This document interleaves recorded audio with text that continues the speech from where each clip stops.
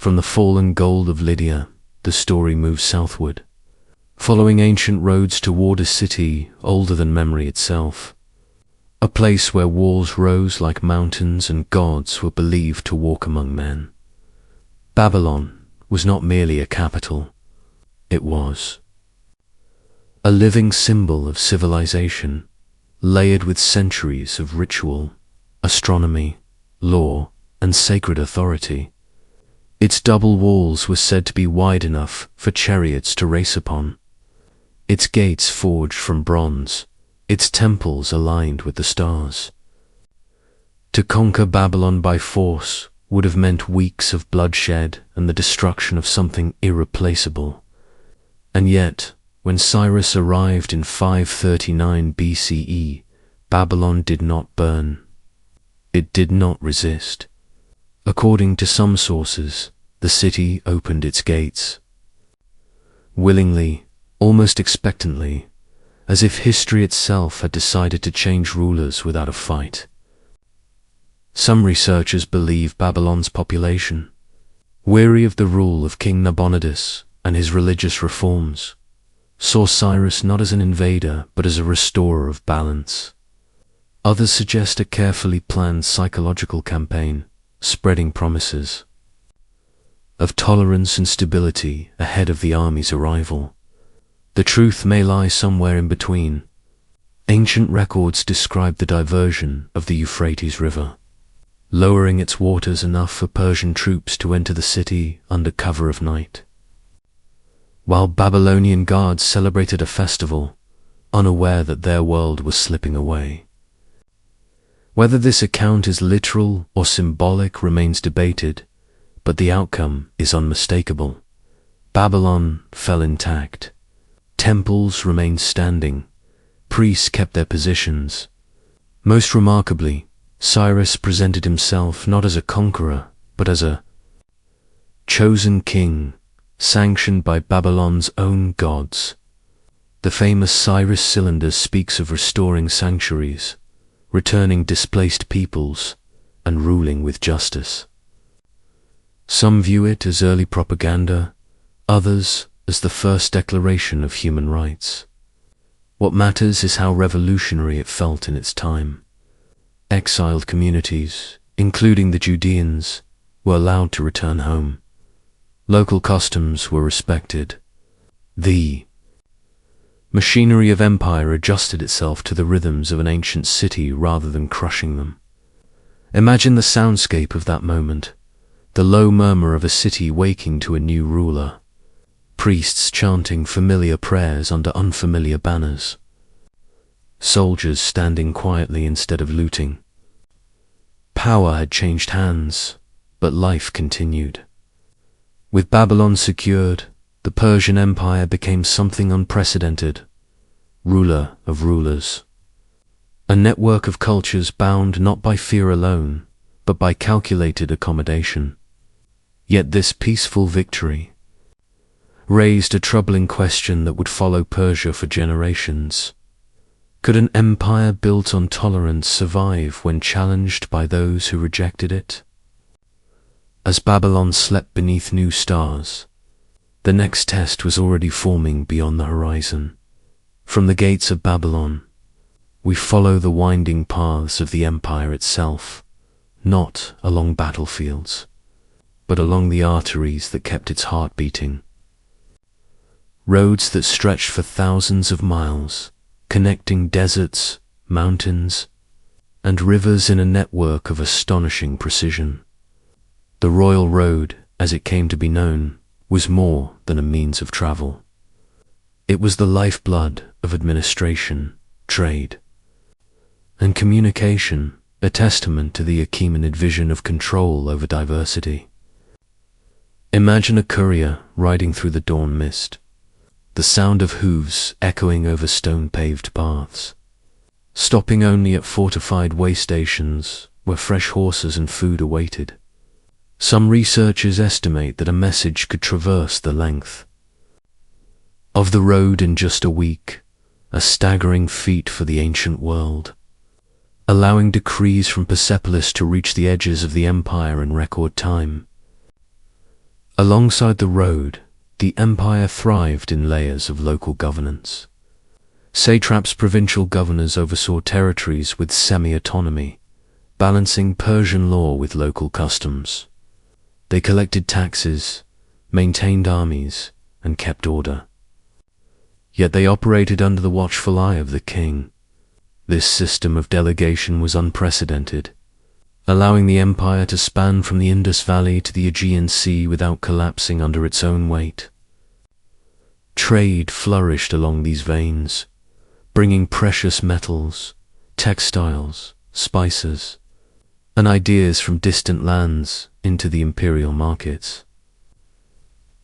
Caravanserais dotted the landscape, offering shelter to travelers, merchants, and soldiers alike, their walls echoing with foreign languages, currencies, and cultures. Some historians suggest that this infrastructure created not only an empire of power, but an empire of knowledge, facilitating the spread of astronomy, mathematics, and art across vast distances. Others argue that the road itself became a tool of control, enabling rapid military response to rebellions or invasions. The empire's invisible hand, moving swiftly to suppress disorder. Along these routes, one can almost hear the whispers of distant provinces, news of revolt, reports of harvests, whispers of intrigue. Each stone under the messenger's hooves carried the weight of thousands of lives and centuries of governance. And yet, even as the empire's veins pulsed with efficiency and communication, cracks were beginning to form. Cultural differences, local loyalties, and the sheer scale of administration would pose challenges that not even the king's network could always overcome. As the sun set over the endless road, one wonders, could an empire so vast, bound together by stone, horse, and law, endure the coming storms? Or would its own complexity become the seed of its unraveling? Next, we move to the city that symbolized both Persian splendor and the fragility of centralized power.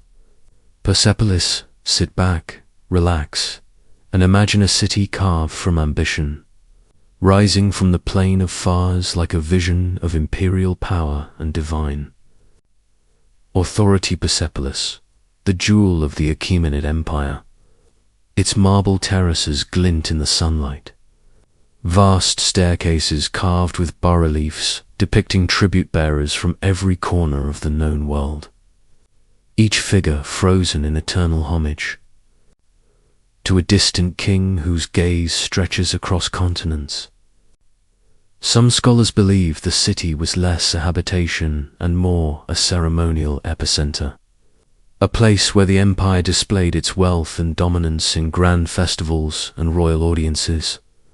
Others suggest that Persepolis functioned as an administrative hub where scribes counted gold, recorded taxes, and meticulously managed the empire's sprawling bureaucracy. The colossal columns, towering over 70 feet, rise like trees in a petrified forest, their capitals adorned with winged bulls and lions that seem poised to step down into the terraces below, guarding secrets of power and violence alike.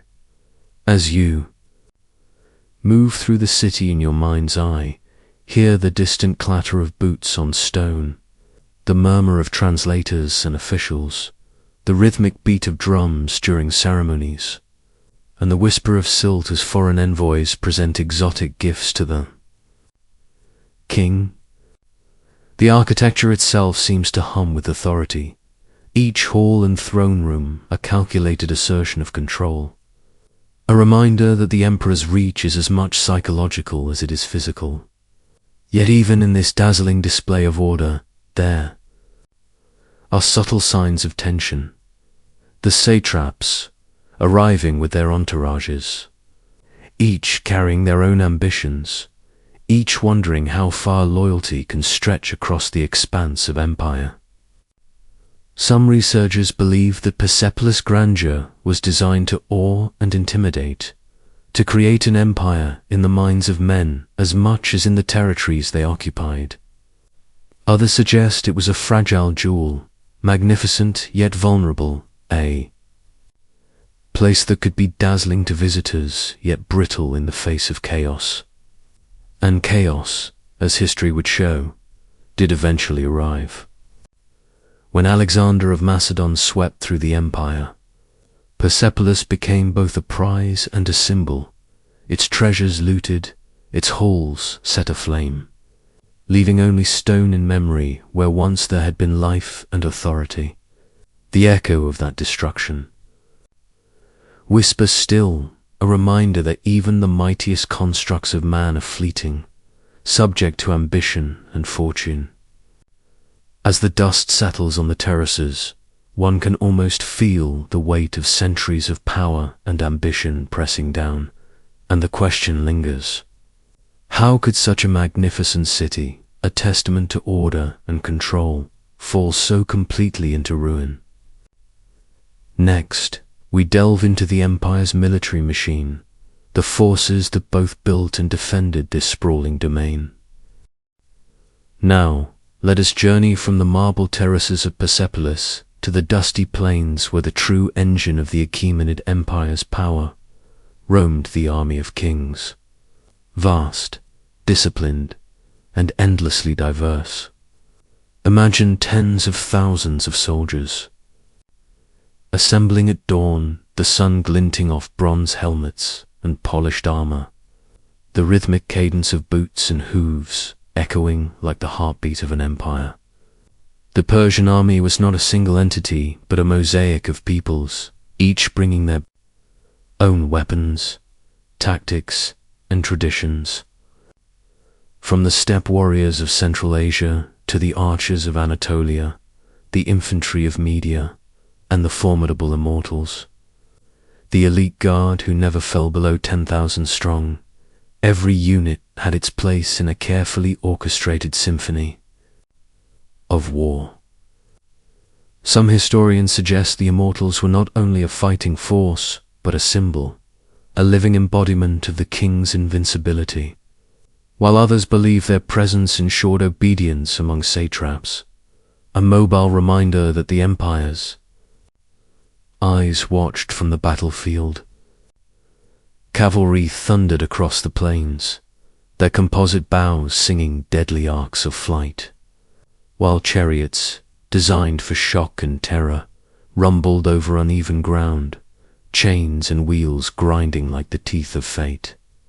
Imagine the smell of dust, sweat, and horses mixing with the tang of metal. Hear the clash of blades, the neighing of stallions, and the shouted commands in 1,000 tongues.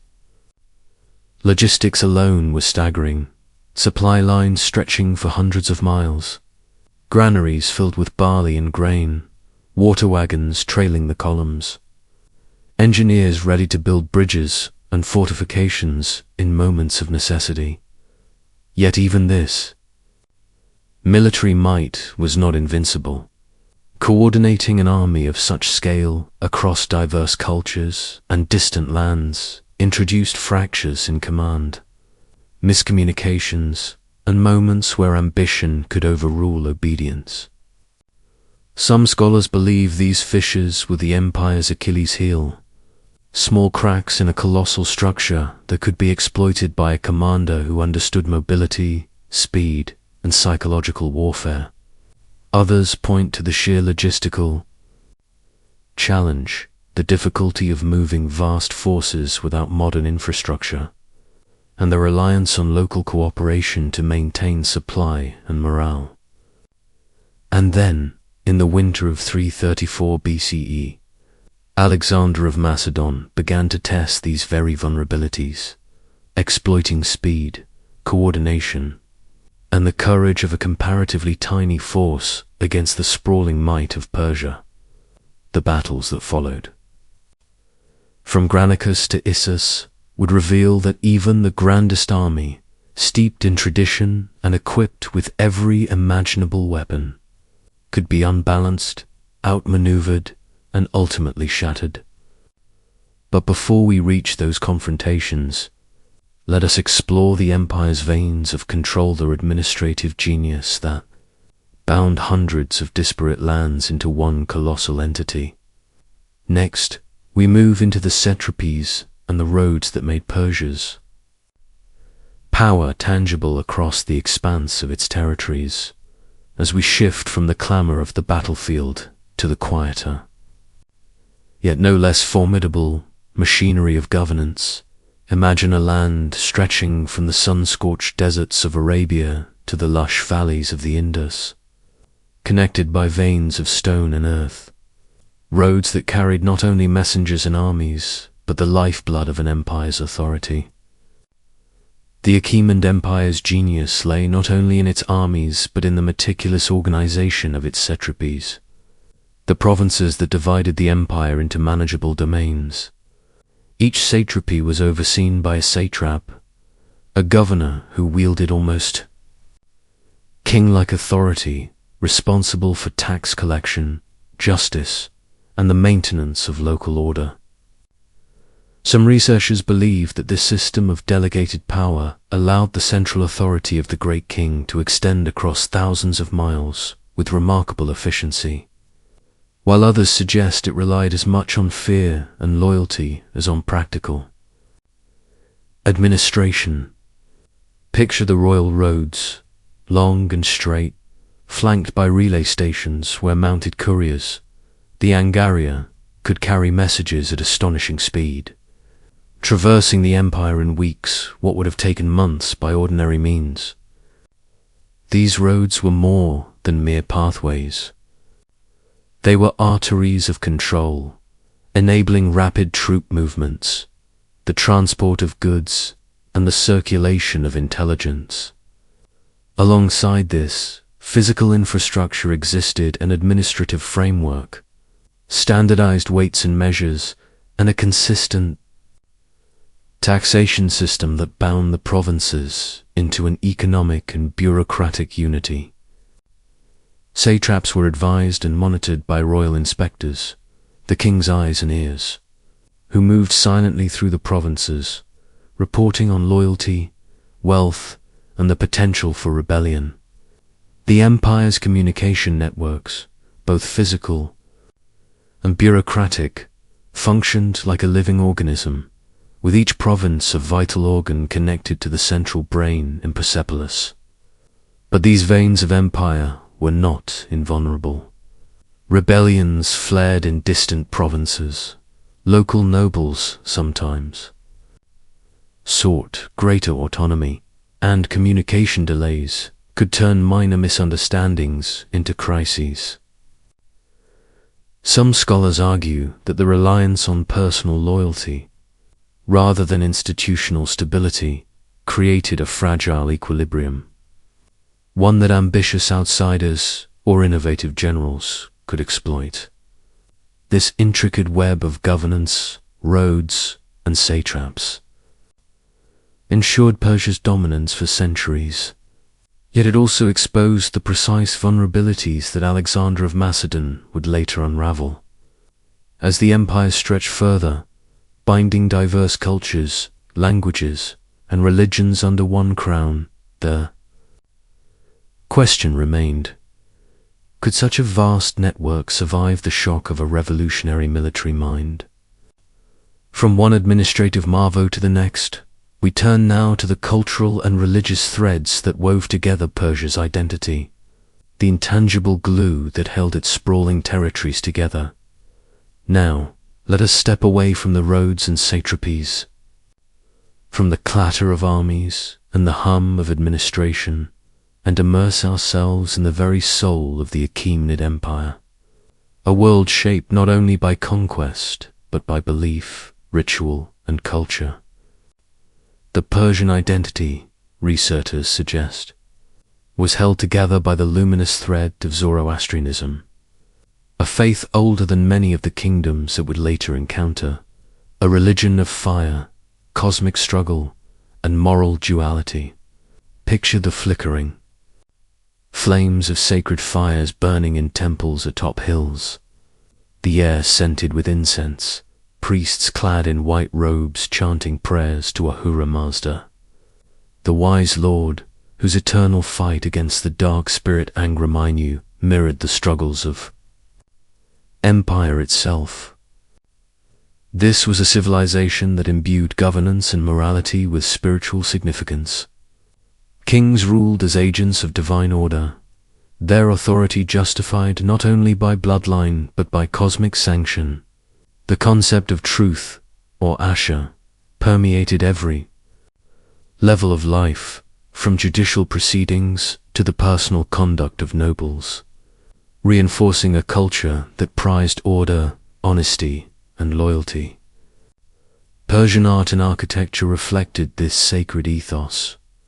The massive columns of Persepolis, the reliefs depicting kings in homage and tribute, and the intricate carvings of processions were not mere decoration, but statements of divine order manifest in the mortal realm.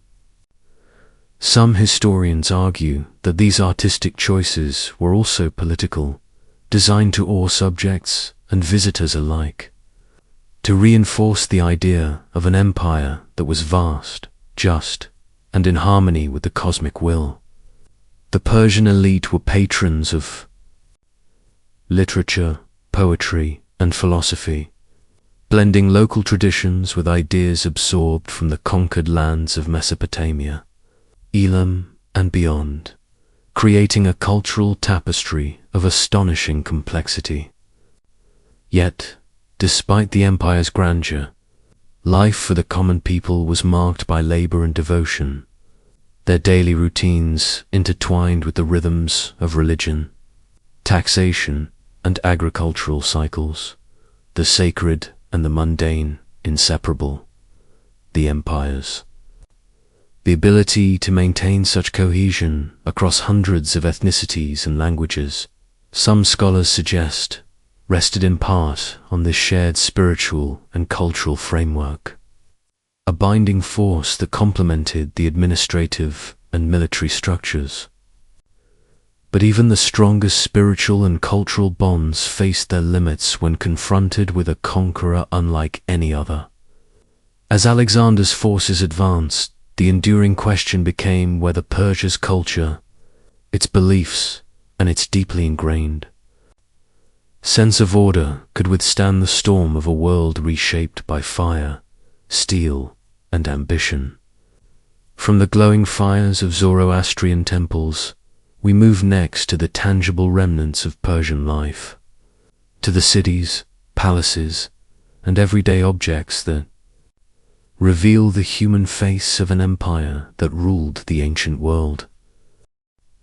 Let us now journey to Persepolis, the jewel of the Achaemenid Empire, a city that rose like a mirage from the arid plains of southwestern Iran, its terraces and grand stairways carved into the mountain as if the rock itself were yielding to human ambition. Imagine walking through its gates, the scent of polished stone and the faint trace of incense lingering in the dry air. Reliefs of tribute-bearers stretching along the walls in an endless procession of devotion and wealth. This was not merely a city, but a state-mentar, physical manifestation of imperial ideology, where each column, each carving, each carefully proportioned hall proclaimed the power of the king and the order of the cosmos. The Ecbatana, the Great Audience Hall, could hold thousands of dignitaries, its massive columns soaring toward the sky, crowned with capitals adorned by bulls and griffins that seemed poised to guard the empire itself. Historians suggest that the intricate reliefs depicting delegations from every corner of the empire, bearing exotic gifts and dressed in the vibrant attire of their homelands, were designed to communicate the vastness and diversity of Persian control, while reminding all visitors that they were under the watchful eyes of a divinely sanctioned ruler. The terraces echoed with the footfalls of courtiers, scribes, and soldiers, while above them, the king's throne room offered a view of distant mountains, a reminder that Persia was not confined to mere stone and mortar, but stretched across deserts, rivers, and valleys, unified by authority and ritual. Everyday life in Persepolis, however, was not only ceremonial.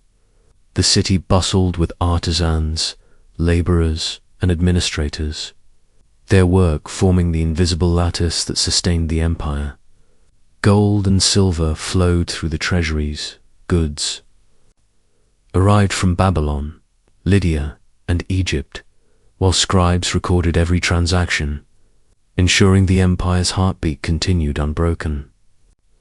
Some researchers argue that Persepolis represented the apex of Persian cosmopolitanism, a place where art, culture, and bureaucracy converged into a singular statement of imperial identity. Yet, despite its grandeur, the city would face an ultimate test, its fate intertwined with the march of history and the ambitions of a single Macedonian king. For even the most perfect expression of imperial might could not withstand the arrival of Alexander, whose forces would bring fire and ruin, transforming Persepolis from a beacon of order into a haunting monument of memory and loss.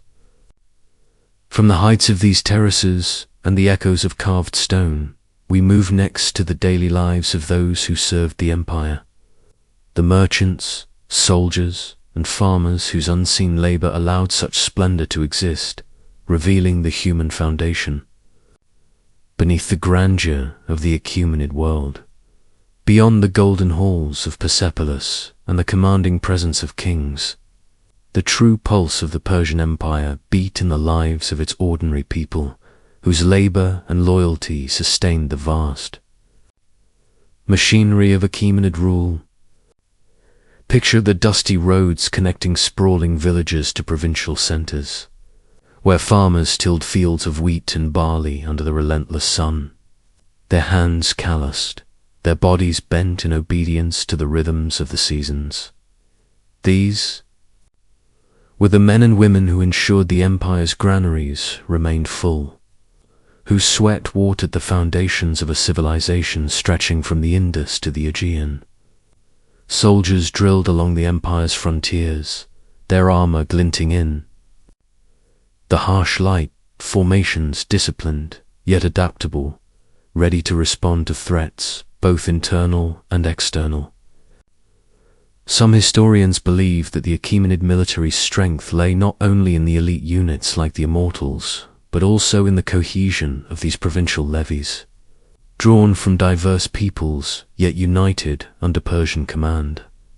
The life of a soldier was a study in endurance and loyalty.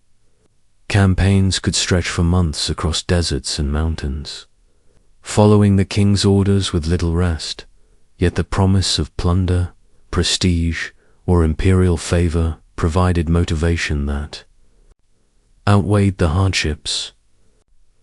Artisans, scribes, and traders formed another critical layer, shaping the empire's culture and economy. In workshops, skilled craftsmen produced intricate jewelry, weapons, and ceremonial items, their hands guided by tradition and an unspoken understanding of the king's expectations. Scribes recorded taxes, decrees, and correspondence, their precise notation enabling governors to manage provinces thousands of miles from the imperial court. Merchants moved goods along the royal road, navigating checkpoints and caravanserais, linking cities, cultures, and economies in an early network of global trade. Some researchers suggest that these daily activities, mundane though they seemed, were essential for the empire's cohesion, forming a lattice of interdependence that allowed such vast territory to remain under centralized control. Festivals and religious observances provided rare moments of respite, where commoners could glimpse the spectacle of imperial ideology.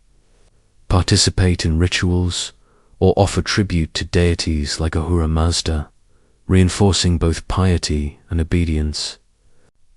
Yet, beneath this rhythm of work and ritual, tensions simmered local identities, grievances over taxation, or the demands of distant governors sometimes sparked rebellion. Small flares of resistance that reminded the empire of the fragile balance between authority and submission.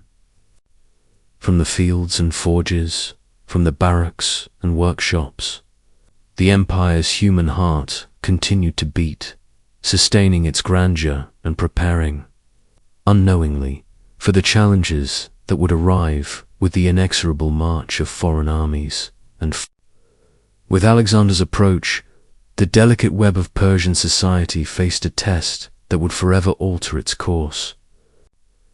Next, we explore the intricacies of Persian administration and governance, where law, bureaucracy, and cultural tolerance created a system capable of managing millions across 3 continents.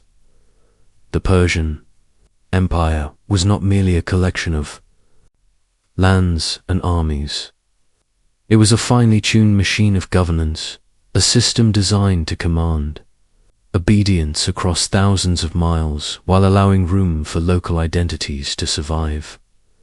Imagine the vast satrapies stretching from the deserts of Egypt to the mountains of Bactria, each province administered by a satrap, or governor, who acted as the king's eyes and hands. These satraps held immense power, overseeing taxation, military recruitment, and law enforcement. Yet they were carefully monitored by royal inspectors, known as the king's eyes and ears, ensuring that no ambition could threaten the throne.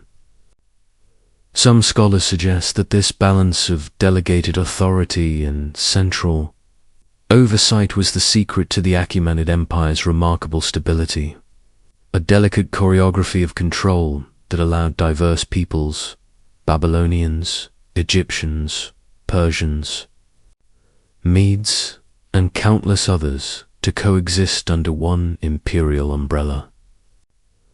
Taxes were collected systematically, recorded meticulously by scribes who traveled along the royal roads, inscribing figures in cuneiform that ensured both accountability and efficiency. Tribute from provinces funded grand construction projects, maintained standing armies, and enabled the king to reward loyalty with wealth, titles, or positions at court. Law and justice were similarly organized. Imperial decrees coexisted with local legal traditions, blending Persian authority with regional practices in a system of legal pluralism that scholars today view as unusually progressive for its time. The Achaemenid approach to cultural and religious diversity also played a critical role in governance.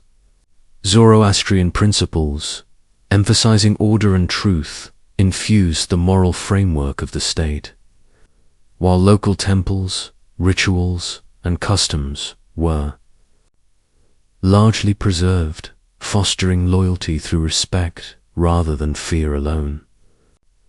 Communication was the lifeblood of this administrative network, the Royal Road, spanning more than 1,500 miles, carried messengers with remarkable speed, their relay stations ensuring that the king's word traveled as quickly as any news could. In the ancient world, some researchers note that this system functioned almost as a proto-bureaucracy, combining record-keeping, intelligence, and logistical coordination in ways that would inspire empires for centuries to come. Yet, even within this vast structure, vulnerabilities existed. Rebellions could erupt in distant corners. Satraps could grow too ambitious, and slow communication sometimes delayed responses to crises. Still, for centuries, the Achaemenids maintained a delicate balance, weaving together authority and accommodation, force and diplomacy into an empire that stretched across continents. From this administrative brilliance, the empire projected power, facilitated trade, and nurtured culture, laying a foundation that would endure long after the fall of kings. Next, we move to the empire's intricate road networks and communication systems, the arteries that kept this colossal entity alive and connected. Picture a vast network of roads stretching across deserts, mountains, and rivers, a lifeline connecting the farthest reaches of the Persian Empire to the throne of Persepolis, where the king held court in opulent splendor. This was the royal road, a marvel of ancient engineering and administrative foresight, stretching over 1,500 miles from Sardis in the west to Susa in the east, lined with relay stations, guard posts, and supply depots that allowed messengers to travel with unprecedented speed. Some historians suggest that messages could traverse the entire length of the road in as little as 7 days, a feat that would have seemed miraculous to the ordinary citizen of the ancient world. The road was more than a path for couriers.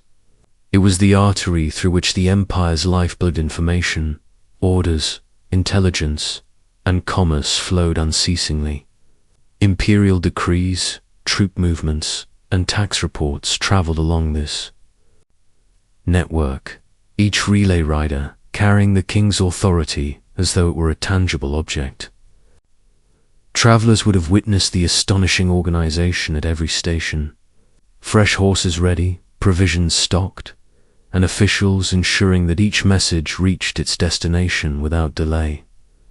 Some researchers believe the royal road also served a psychological purpose, signaling to distant provinces that the presence of the king, though physically distant, was never absent from their daily lives.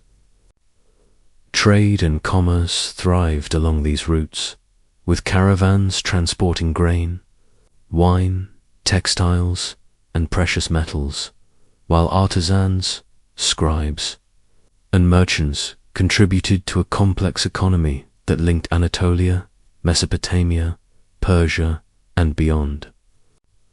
The road facilitated not only material wealth but cultural exchange, allowing ideas, religious practices, and artistic motifs to travel alongside goods, weaving a tapestry of interconnected civilizations.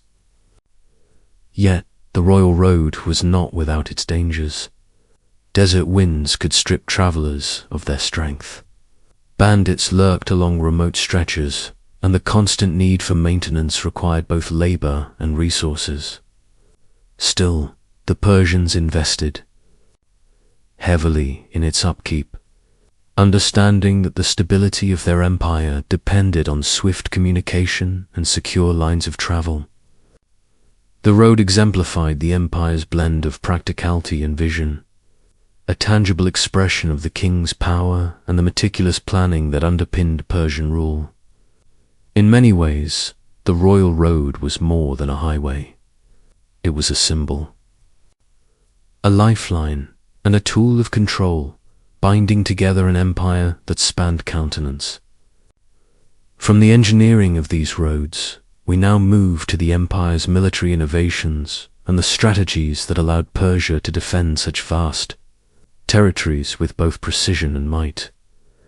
Imagine an army that seemed eternal, a force both disciplined and fearsome, capable of projecting power across deserts, rivers, and mountains with unmatched coordination. This was the backbone of the Achaemenid Empire, the Persian military system, and at its heart, the legendary immortals, numbering precisely 10,000. These elite soldiers were called immortals not only because of their skill and elite status, but because their ranks were immediately replenished upon any loss, creating the impression of an unending force, a living symbol of the empire's resilience. Each soldier was equipped with carefully standardized armor, wicker shields, spears, short swords, and bows, presenting a uniform, disciplined front that contrasted sharply with the irregular forces of many neighboring states. Some scholars suggest that the immortals functioned both as a standing army and a ceremonial unit, their presence at royal courts and on the battlefield reinforcing the image of the king's invincibility. Beyond the immortals, the Persian military incorporated troops drawn from the empire's diverse provinces, cavalry from the Iranian plateau in Central Asia, archers from the eastern Satrapies, and lightly armed levies from Anatolia and Mesopotamia, each group bringing unique skills suited to different terrains and enemy tactics. The empire's commanders mastered the art of coordination, using signals, flags, and messengers to direct troops across vast distances, ensuring that even disparate units could operate in unison during large-scale campaigns. Some researchers argue that Persian strategies emphasized flexibility and psychological warfare, employing intimidating formations, rapid cavalry charges, and the strategic use of terrain to unnerve enemies before the first clash of swords. War elephants, scythed chariots, and fortified encampments added layers of complexity to the Persian approach, blending shock, mobility, and defense in ways that challenged even the most experienced opponents.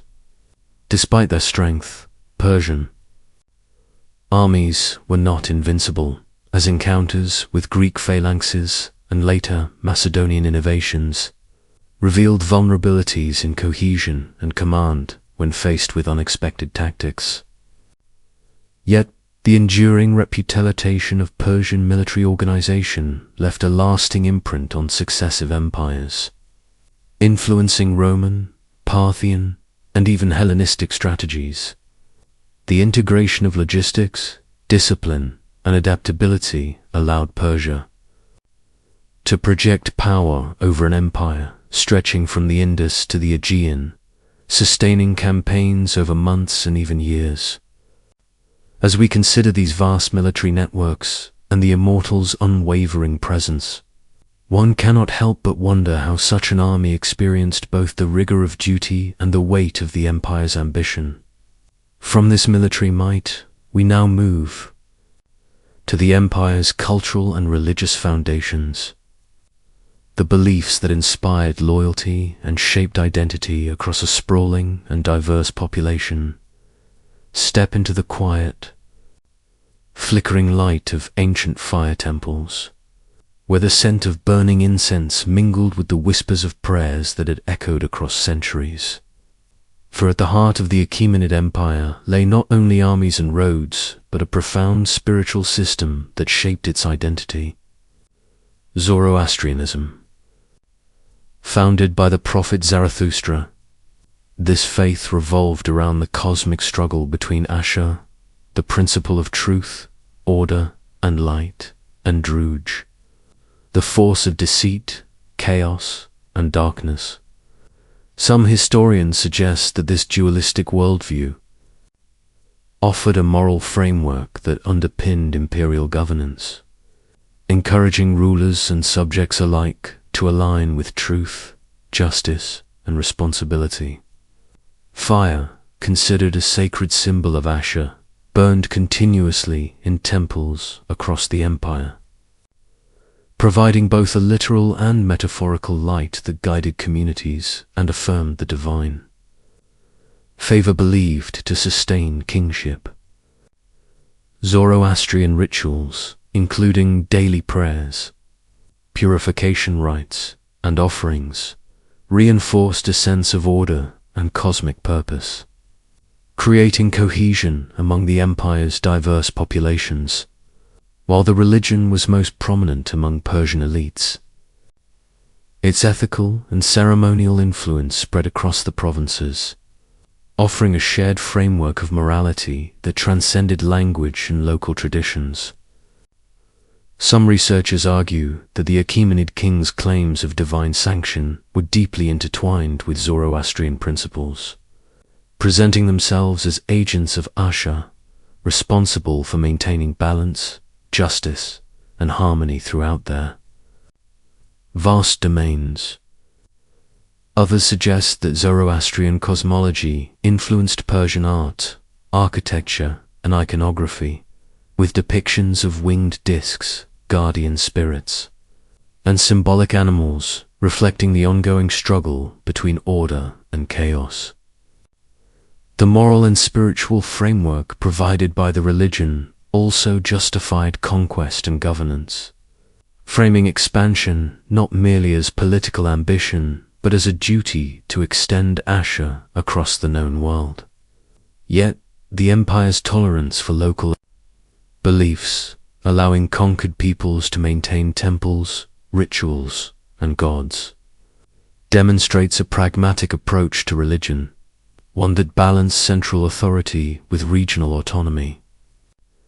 From the quiet glow of sacred fires to the vast ceremonial halls of Persepolis, Zoroastrianism was woven into the empire's identity, shaping law, culture, and the ethical responsibilities of kings and governors alike. As we leave the temples and explore the everyday lives of ordinary Persians, one must ask, how did this spiritual architecture influence the loyalty, obedience, and resilience of an empire stretching across continents? And what echoes of this ancient faith can still be traced in the beliefs and practices of civilizations that followed? Next, we move to the empire's extraordinary architectural and artistic achievements, where stone, relief, and grand design immortalized power and culture. Imagine walking through the grand terraces of Persepolis, where the sun casts long shadows across intricately carved reliefs, and every column, staircase, and gateway whispers of ambition, authority, and artistry. This was not merely a city. It was a statement, a tangible manifestation of the Achaemenid Empire's reach, wealth, and ideological vision. Constructed under Darius I and expanded by his successors, Persepolis served as a ceremonial capital, a place where rulers received tribute, hosted delegations, and projected an image of invincible order. The architecture combined monumental scale with delicate artistic detail, blending influences from Elamite, Mesopotamian, and Ionian traditions, suggesting both the empire's diversity and its ability to synthesize cultures under a single imperial identity. Some historians believe the Ecbatana, the vast audience hall with 72 towering columns, could hold thousands of visitors at once. Its walls adorned with reliefs depicting delegates from across the empire, bringing gifts, each figure rendered with precise attention to costume, gesture, and hierarchy. Others suggest that the intricate bas-reliefs depicting ceremonial processions, hunting scenes, and divine symbols served a dual purpose, recording history while reinforcing the divine and moral legitimacy of the king. The grand staircases, carved with lions, griffins, and mythical beings, were not merely decorative. They created a psychological journey, moving visitors from the mundane world into a space of awe, power, and ritual significance. Beyond aesthetics, Persepolis functioned as a center of administration, with treasury buildings, archives, and storage facilities designed to manage the vast wealth and logistics of an empire spanning 3 continents. The choice of materials, including massive stone blocks, rare woods, and imported metals, spoke to the empire's resources and global connections, while the sheer engineering skill required to erect these structures revealed an advanced understanding of mechanics, labor organization, and architectural planning. Yet, even in its magnificence, the city held a subtle reminder of impermanence. Centuries later, Alexander's forces would sack Persepolis, turning its grand halls into smoldering ruins. This act of destruction highlighted both the fragility of human creations and the symbolic power they carry, where architecture becomes a language of authority, culture, and memory. As we trace the stories etched into stone and wonder at the scale of ambition and artistry, one must ask, how did these monumental spaces shape the perceptions, loyalty, and imagination of those who walked their terraces, and what silent messages did they leave for posterity? From this city of stone, we now journey into the intricate administrative machinery that allowed such a vast empire to function with astonishing coherence and efficiency. To truly understand the might of the Achaemenid Empire, one must look beyond its armies and palaces to the invisible threads that held it together, the administrative machinery that allowed an empire stretching from the Indus River to the Aegean Sea to function with remarkable cohesion. At the heart of this system were the satraps, provincial governors who wielded enormous power over their regions, collecting taxes, maintaining local order, and providing troops for the king's campaigns. Some historians suggest that the system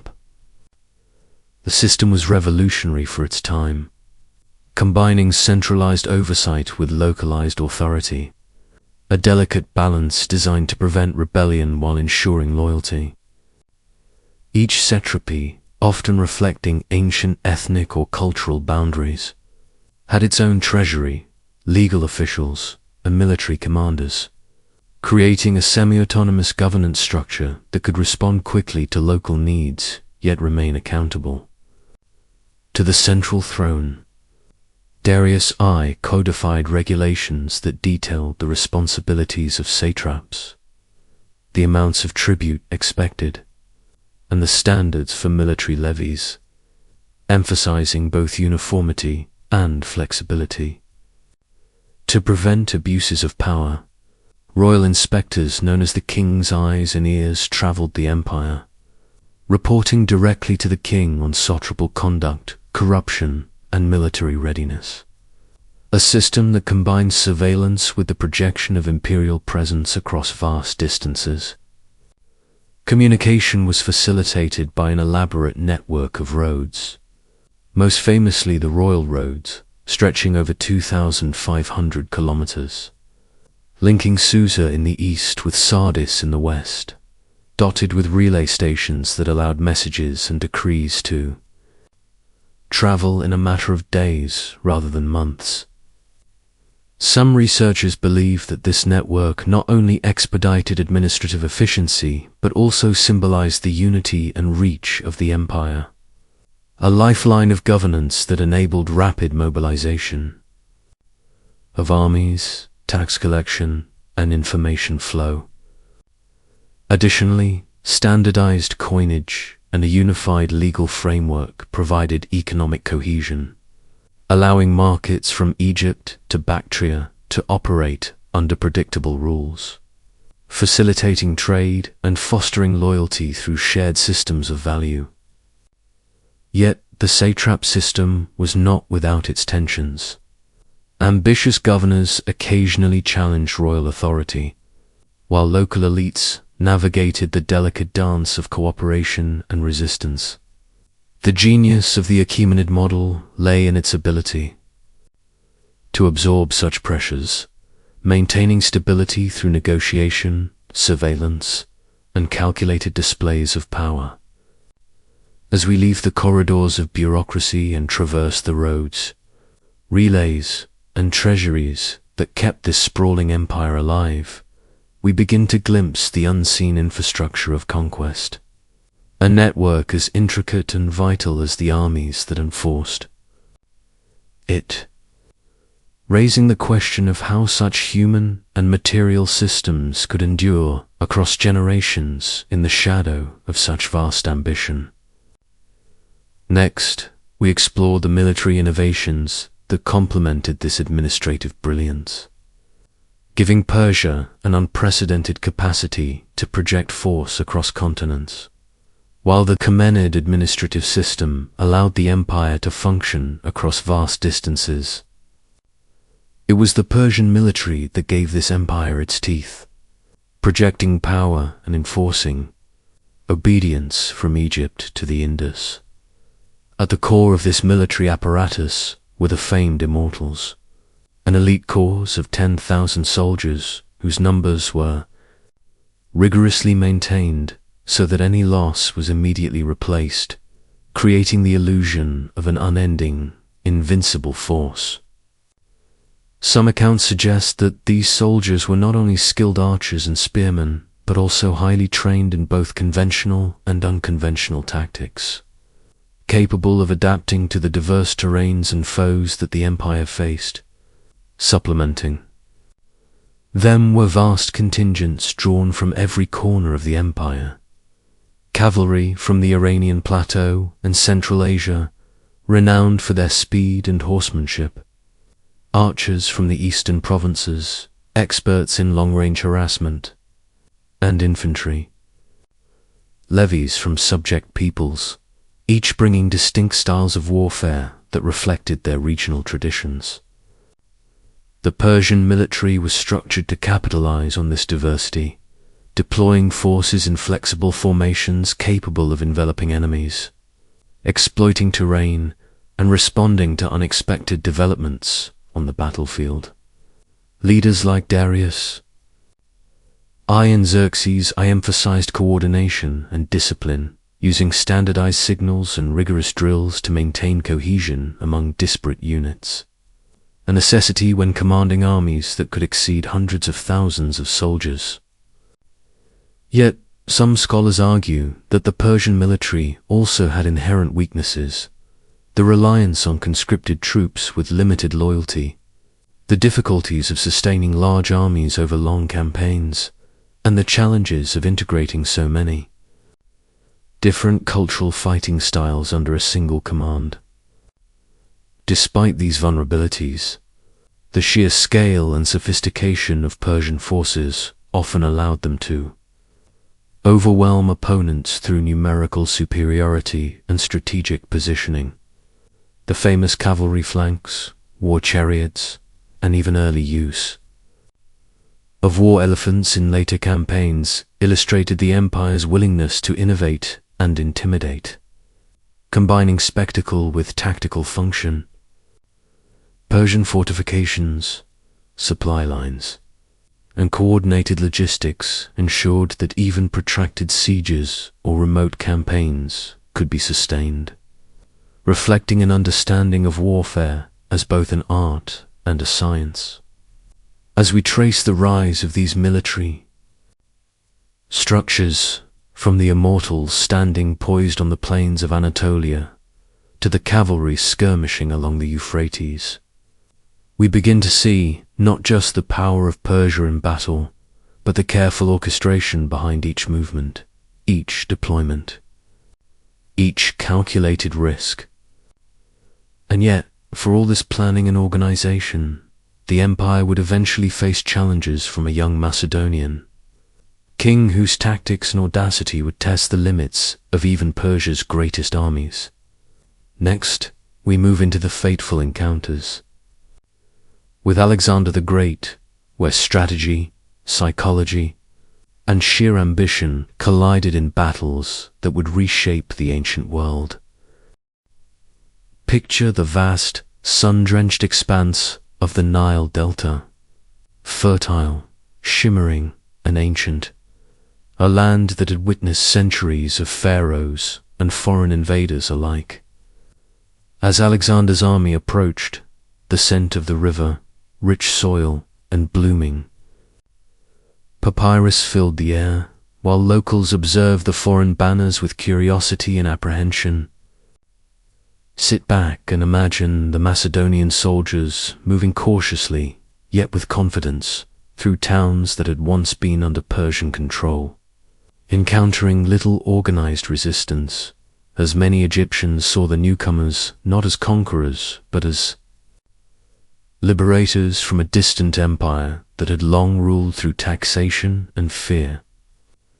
Some researchers suggest that the Persian garrisons had surrendered almost immediately upon hearing of Alexander's approach, recognizing both the futility of resistance and the charisma of a commander whose reputation preceded him across the eastern Mediterranean.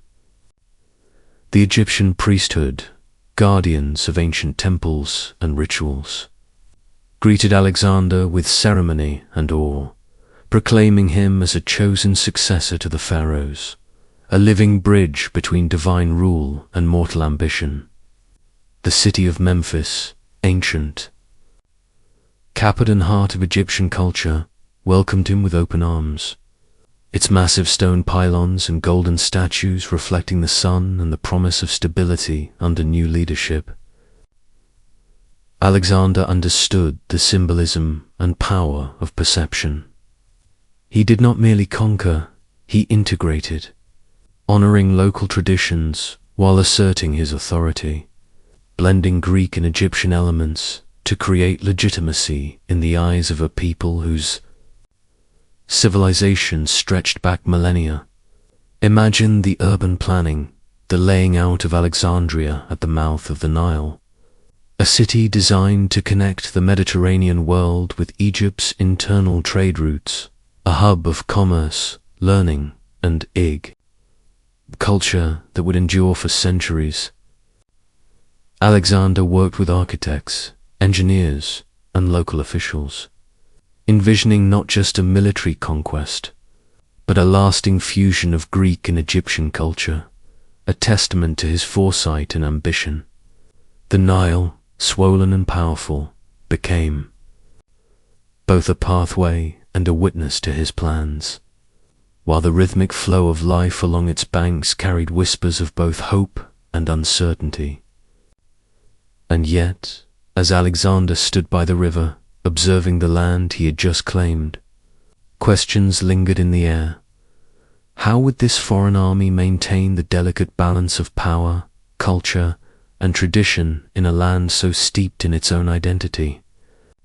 From the banks of the Nile, we move next to the ultimate confrontation, where the Persian heartlands themselves would face the relentless advance of Alexander, and the destiny of an empire hung in the balance, as the plains of northern Mesopotamia stretched endlessly beneath a pale autumn sky. The stage was set for a confrontation that would echo through history. Sit back and imagine the clash of two worlds, the disciplined, innovative Macedonian army facing the vast, meticulously organized forces of Darius III, an empire's full might arrayed in anticipation of a decisive battle. The ground itself seemed to hum with tension, dust rising in eddies as cavalry units shifted. Spears glinting under the waning sun, war elephants stamping and snorting with an almost primal presence, and chariots lining the flanks like steel and wood sentinels ready to sweep through enemy lines.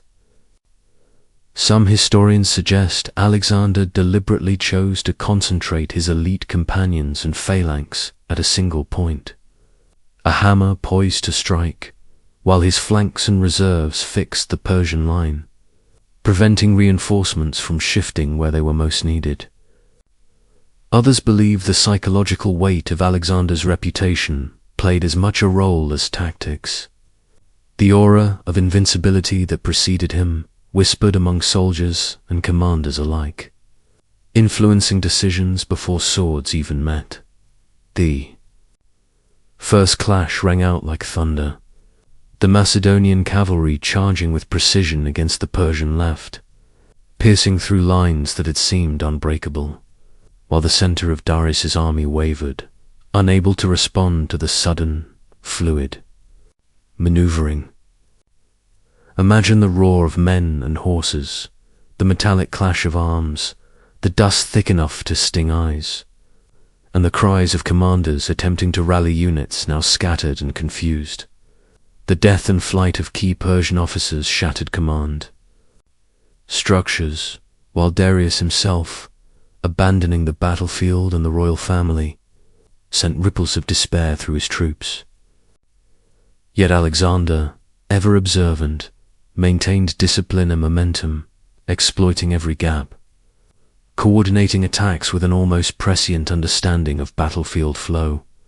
Victory was not just military, it was psychological, a collapse of morale, amplified by speed, strategy, and the human instinct to follow leaders who exude certainty.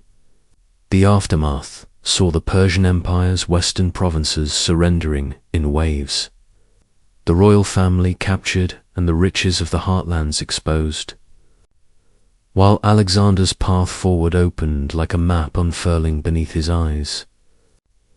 And as the dust settled over the plain of Gaugamela, the question lingered in every whisper of wind and across every silent stretch of road leading eastward.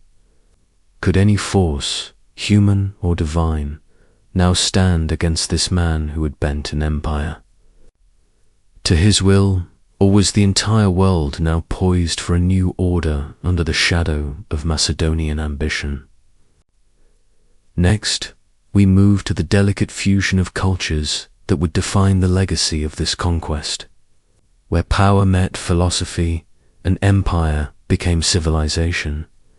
As the echoes of war faded across Mesopotamia, a different kind of conquest began, one that would leave its mark not in blood and dust, but in culture, governance, and memory.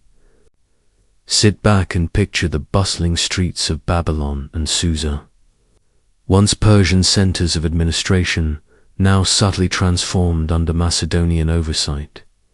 Some researchers suggest Alexander's decision to adopt Persian court customs, the flowing robes, the ceremonial proskynesis, the incorporation of Persian nobles into governance, was a calculated attempt to stabilize control and win the loyalty of those whose worlds he had just appended. Others believe it was more than strategy, a genuine fascination with the grandeur and sophistication of an empire that had stretched from the Indus to the Aegean, and a desire to blend Greek and Persian traditions into something enduring. Imagine the sprawling palaces, the echoing halls where Greek architects worked alongside Persian artisans, creating spaces that reflected both Hellenistic symmetry and Persian opulence, walls adorned with reliefs telling stories of kings and gods from two distinct worlds. The streets of newly founded cities, like Alexandria on the Nile or Seleucia on the Tigris, thrummed with life, merchants speaking in Greek, Aramaic, and Persian, while scholars debated philosophy and religion in courtyards scented with incense and dust alike. Alexander's mass weddings at Susa, uniting Macedonian officers with Persian princesses, were more than ceremonies. They were living symbols of a policy that sought fusion over domination, a tangible commitment to bridging cultures through family, loyalty, and shared identity. Across the empire, young Persians were trained in Macedonian military methods, forming the Epigoni successors who carried spears and phalanx formations while retaining their Persian dress and customs, a living embodiment of integration, of a new order emerging from conquest. Yet, beneath this veneer of harmony, tensions simmered. Macedonian companions often resented the adoption of foreign practices. Persian nobles navigated loyalty to a conqueror while preserving their own traditions, and the distant provinces remained a mosaic of resistance, accommodation, and adaptation. The Seleucid Empire, inheriting much of Alexander's eastern conquests, would carry forward this complex synthesis, blending administrative efficiency from Persian models with Hellenistic military and cultural systems. And while the Achaemenid Empire had fallen, its ideas tolerance of diverse peoples, decentralized yet coordinated governance, religious pluralism, and the creation of cosmopolitan urban centers continued to ripple through Hellenistic realms, influencing trade networks, military organization, and philosophical thought. The Persian emphasis on the coexistence of diverse cultures and the integration of tradition with innovation became a blueprint, quietly guiding empires for centuries. As night descends on this story, imagine the far-reaching roads, the flowing rivers, and the bustling markets that once formed the veins of an empire now transformed, whispering of a civilization that endured not just through conquest, but through memory, adaptation, and cultural resonance. And so, we close this chapter, not with an ending, but with a reflection. The Persian legacy was never truly gone, for it lives on in the structures, ideas, and visions of empire that continue to shape the world, leaving us to wonder how much of our modern civilization is, in fact, a continuation of that ancient experiment in human coexistence. The year was 334 BCE, and a young Macedonian king named Alexander crossed into Persian territory, his eyes fixed on an empire that stretched from the Mediterranean to the edges of India. Sit back and imagine the tension along the Granicus River, where Persian satraps and Greek mercenaries awaited, confident in their numbers, their chariots lining the banks, cavalry positioned for a decisive strike. Yet Alexander's mind worked like a chess master, plotting maneuvers that would seem audacious, almost reckless, to those who only saw the chaos of the battlefield. He personally led the companion cavalry in a flanking movement that no one anticipated, crossing the river at points thought impassable, while his phalanx advanced steadily to keep Persian forces pinned and unable to consolidate their strength. The clash was violent, the sound of steel against steel echoing across the water, horses rearing and shouting, men tangled in combat that shattered formations. Some historians suggest the psychological impact was as deadly as the weapons themselves. Persian soldiers, witnessing the unyielding advance of Alexander and the collapse of their leaders, faltered and fragmented. The immortals, elite as they were, could not maintain cohesion under the Macedonian onslaught. Key Persian nobles perished along the riverbank, their deaths sending ripples of fear through the remaining troops, while Greek mercenaries, isolated and outnumbered, faced a grim choice: surrender and hope for mercy, or fight and die. Alexander, in a display that would become characteristic of his campaigns, allowed little mercy, sending a stark message that betrayal of Greek interests would not go unpunished. This battle, though one among many, signaled the beginning of a transformation in the region. As Greek cities along the Anatolian coast re-evaluated their allegiances, many opting for submission over resistance, the Granicus was not just a river.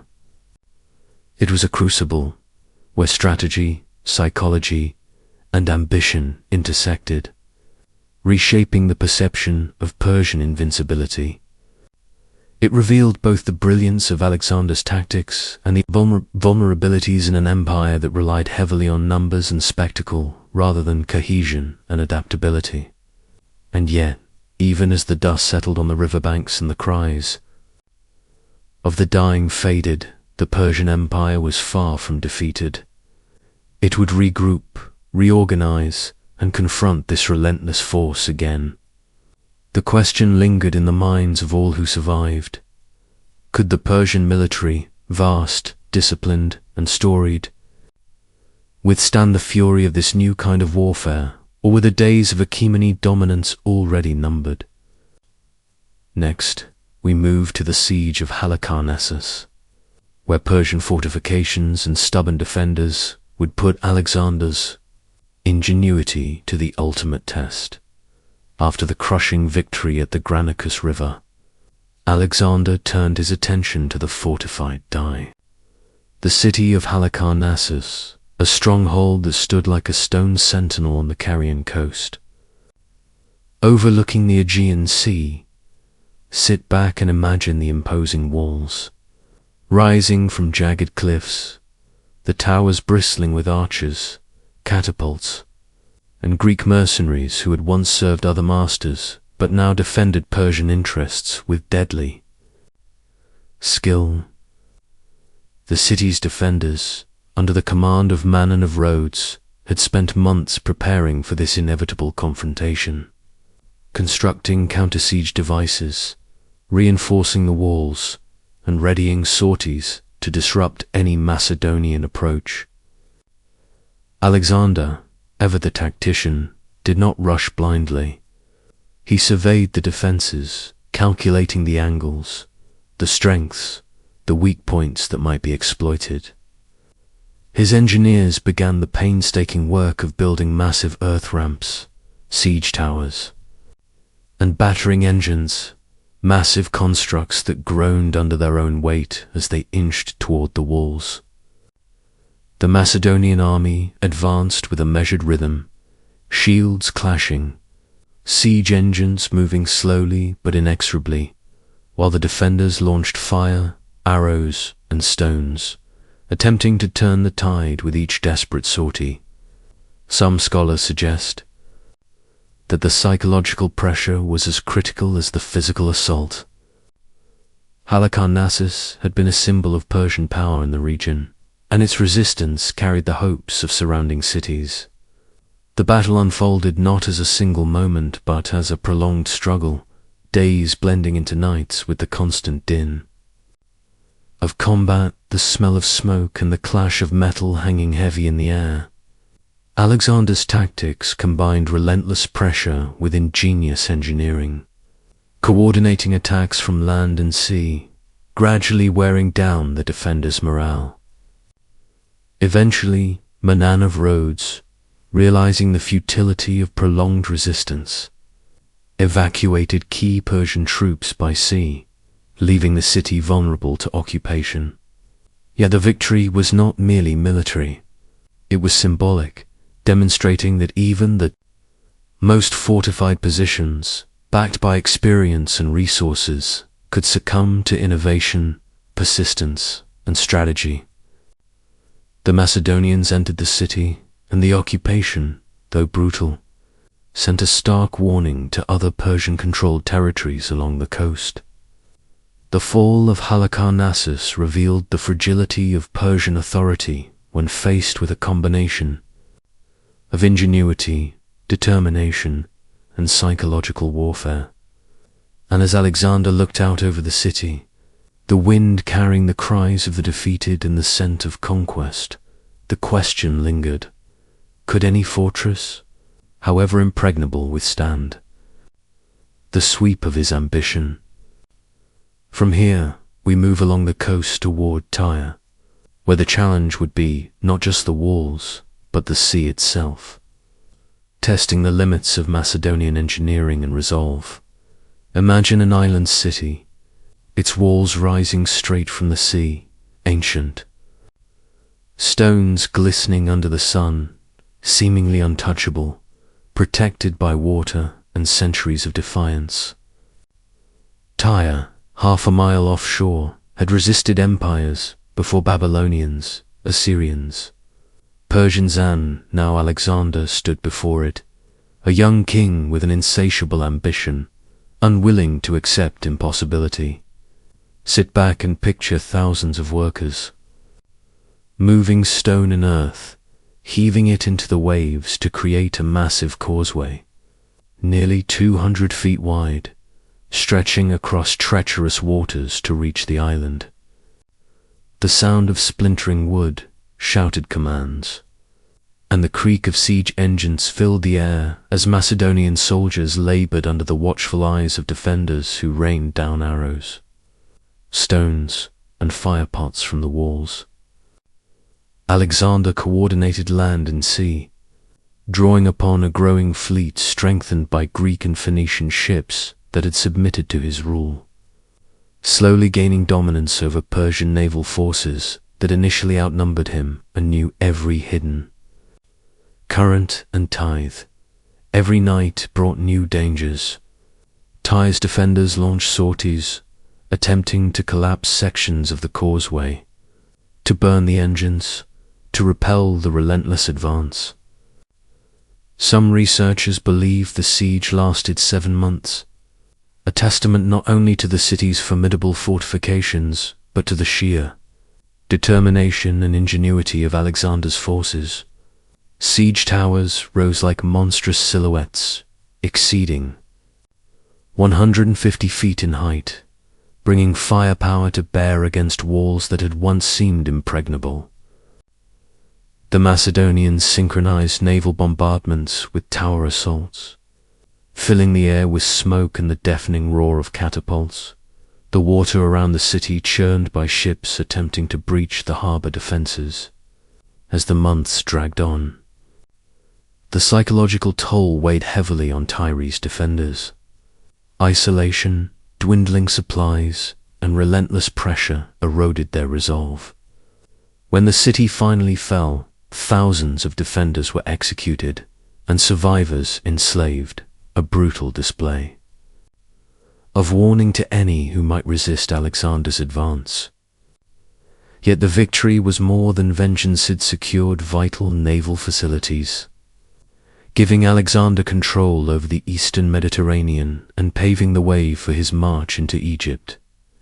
The siege of Tyre was a demonstration of strategy, persistence, and the fusion of land and naval warfare on an unprecedented scale, revealing the lengths to which Alexander would go to achieve his vision. And as the dust settled, the waters of the harbor still stained with battle, a question lingered. If Tyre could fall, what place in the world could resist him?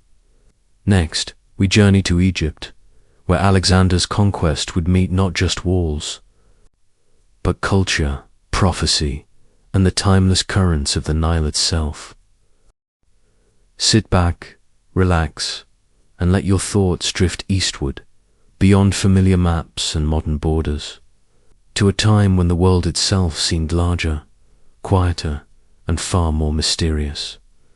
Long before Rome ruled the Mediterranean, before Athens reached its Arat Golden Age, an empire rose almost unnoticed from the rugged plateaus of Iran. It did not announce itself with thunder. It began in silence. Dust-covered paths, wind-carved mountains, scattered tribes, and a people who, for centuries, lived on the margins of greater powers. And yet, from this quiet edge of history emerged one of the largest and most influential empires the world has ever known, the Persian Empire, known to history as the Achaemenid Empire. Its story is not merely one of conquest, but of control, tolerance, ambition, and an experiment in ruling diversity that still echoes today. Imagine vast distances measured not in miles, but in weeks of travel roads stretching from the Indus Valley to the shores of the Aegean Sea, guarded by mounted messengers who never stopped, never slept, never failed. This empire did not demand that its subjects become Persian. Instead, it watched, adapted, absorbed. Some historians describe it as the first true superpower, not because of how violently it conquered, but because of how carefully it governed.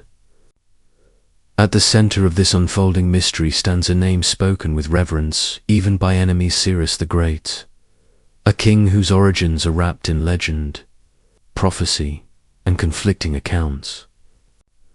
Some sources describe dreams foretelling his rise. Others speak of rebellion, exile, and calculated mercy.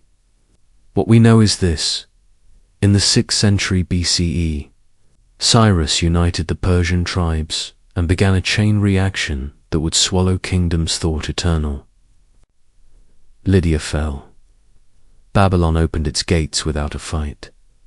Entire peoples awoke to find themselves part of something far larger than they had ever imagined. And yet, instead of destruction, they found order. Temples remained standing. Local laws survived. Gods were still worshipped. This contradiction, an empire built by conquest but sustained by restraint, lies at the heart of Persia's enduring fascination. As night settles in and the ancient world slowly comes into focus, one question lingers in the dark. How did a forgotten people create an empire that ruled nearly half the known world without destroying it? From this quiet beginning, the story deepens and the mystery only grows. From the silence of Persia's rise, we move next into a story that feels almost too perfectly shaped by myth to be real, yet too persistent across sources to be ignored. The birth of Cyrus the Great is wrapped in shadows, dreams, and whispered warnings. According to some ancient accounts, the Median king Astyages dreamed that his grandson would one day overthrow him, a vision so vivid that it drove him to order the child's death before it could ever grow into a threat. But history rarely follows commands so cleanly. The infant survived, hidden away among shepherds, raised far from the court that feared him. Some researchers believe this tale reflects political propaganda meant to frame Cyrus as a divinely protected ruler, while others suggest it preserves fragments of real palace intrigue, softened and reshaped over time. What matters is not whether the dream truly happened, but that the Persians believed it did. As Cyrus grew, so did his reputation, not as a brutal warlord, but as a unifier. He inherited a fractured world of rival tribes and fragile alliances, and instead of crushing them, he bound them together with loyalty and shared purpose. When he finally rose against Astyages, it was not a sudden rebellion, but the collapse of an aging order that could no longer command allegiance. The Medes fell, and with them, the balance of power in the Iranian plateau shifted forever. Yet Cyrus did not erase the Medes from history. He absorbed them, marrying cultures instead of destroying them, placing former enemies in positions of authority, and signaling that this new empire would rule differently. The texture of this moment is important to imagine, banners snapping in dry wind, iron-tipped spears catching the sun, messengers riding between camps as alliances quietly realigned. There was no single battlefield where Persia was born, only a gradual realization, spreading from village to court, that a new power now existed. Some historians argue that Cyrus's true genius lay not in military innovation, but in perception. He understood that fear alone could not sustain an empire. Respect could. This belief would guide his next and far more dangerous steps beyond Persia's heartland. To the west lay Lydia, rich beyond imagination. To the south, Babylon, ancient and sacred. Each conquest would test whether Cyrus's vision of empire could survive contact with the wider world. As the night deepens and the map begins to stretch outward, one question remains suspended in the air. Was Cyrus shaping history through wisdom? Or was he simply the first to realize how fragile power truly is? From the unification of Persia and Bore Media, we now move westward, where the land grows richer. The air heavier with incense and ambition, and power wears the shine of gold. Lydia was not just another kingdom. It was a symbol of unimaginable wealth, ruled by Croesus, a king whose name would become synonymous with fortune itself. Rivers here carried flecks of gold. Markets overflowed with color, fabric, and metal. To challenge Lydia was to challenge the idea that wealth guaranteed security. Some ancient writers suggest Croesus believed himself protected by destiny, reinforced by cryptic messages from the Oracle of Delphi, who warned that if he went to war, a great empire would fall. What the oracle did not specify, and what Croesus perhaps failed to consider, was which empire that would be. As Persian forces approached, the clash felt inevitable. Like two philosophies colliding, one built on inherited riches and ancient prestige, the other on momentum, unity, and belief. The battle unfolded near the Halys River, where dust clouds rose and the sound of bronze echoed across open plains. Cyrus's tactics, according to some accounts, were unconventional, even unsettling. Camels were placed at the front lines, their unfamiliar scent panicking Lydian horses and disrupting the feared cavalry that had long ensured Croesus's dominance. Whether exaggerated or not, the image lingers. Trained war horses rearing in confusion, formations breaking, certainty dissolving. The Lydians retreated to Sardis, their capital, confident its walls could outlast any siege. They had withstood attacks before, but history had shifted. Persian soldiers found an unguarded ascent, a sheer cliff believed impossible to climb, and under the cover of night, the city fell. Croesus was captured, not executed, and here the story turns strangely quiet. Some sources claim Cyrus spared him, even kept him as an advisor, a fallen king transformed into a witness of his own misjudgment. Others suggest the tale was softened by later storytellers eager to paint Cyrus as merciful.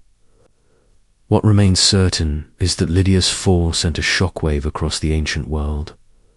Gold could be taken, oracles could be misunderstood, power could vanish overnight. The Persian Empire now touched the edge of the Greek world, and cities across the Aegean began to listen carefully for the sound of approaching messengers. As the embers of Sardis cooled and Lydia's treasure-filled Persian coffers, a deeper question emerged from the smoke. Had Cyrus defeated a kingdom, or had he just proven that no symbol of power was beyond collapse?